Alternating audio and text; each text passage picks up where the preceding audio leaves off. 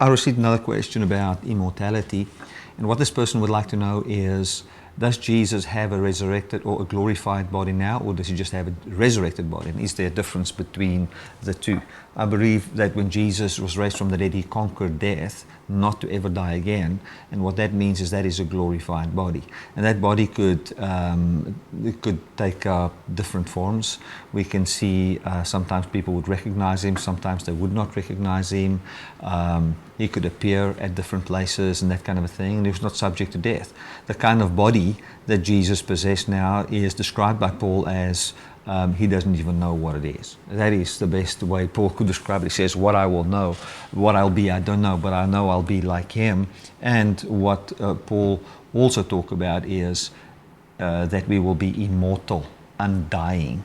You know, we've had this thing that all people are just undying, you know, it's just a given. It is not true. We were taken from dust and we can return to dust. The only way we can become immortal is by God, which is the only immortal. So if the only immortal and his wisdom indwells us, by that wisdom or that spirit that indwells us, that spirit can raise us from the grave and grant unto us eternal life, immortality, and we can have the privilege of sharing in God's quality of life, which will bring forth the ability to never die. And then the question also, this lady asks, why is it so important to believe that Jesus is seated at the right hand of the Father in human flesh? It's very simple. Number one, because it is the truth.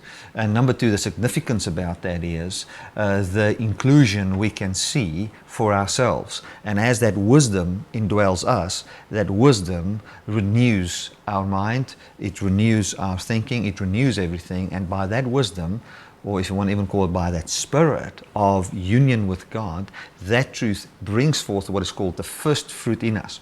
Now, unless you believe something, you know, it's very difficult to see a truth that truth live in you.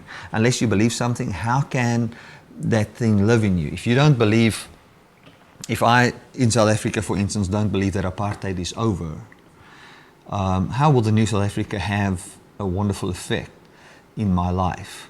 It will not. We are beings that function from the persuasion of our heart, and we need to be persuaded about something. Unless we are persuaded about something, that thing that we are persuaded of cannot live inside us.